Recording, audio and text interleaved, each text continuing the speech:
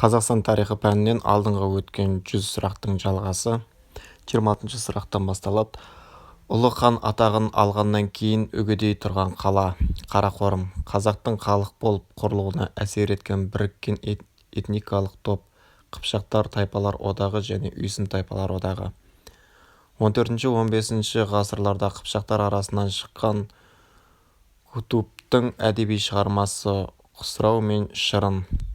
15 ғасырдың екінші жартысында Шайбани ханға қарсы соғыста қазақ хандығымен одақ құрды. Әмір Темір әулеті Моғолстан халқына қарсы соғыстарда Хақназардан айырылып қалған жерлері, Жетісудың біраз жерлері.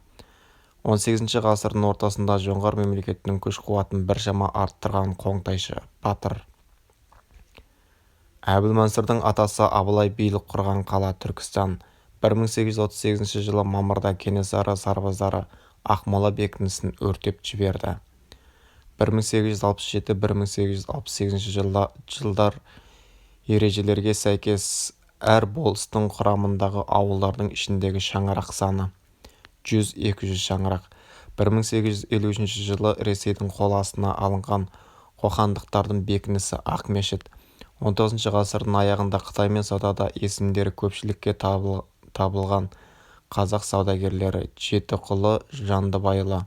Семей облыстық статистикалық комитетіне мүше болған ұлы ақын Абай. Ішкі істер министрі Дурнов Қазақстандағы қарсылықтарды басуға тапсырма берді.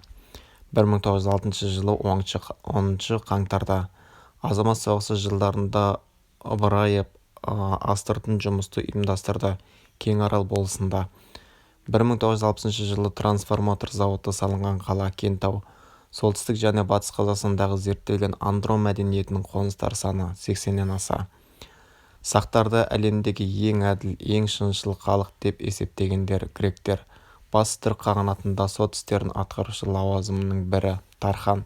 Жібек матаны алғаш өндірген халық Қытай. Орта ғасырдағы діни сәулет құрылысы мешіттер. Моғолстан ханы Есен Бұға мен Керей Жәнібек сұлтандар Шыңғыс ханның ұрпақтары. Қазақ халқының ұранына айналған қазақ атауын білдіретін сөз Алаш.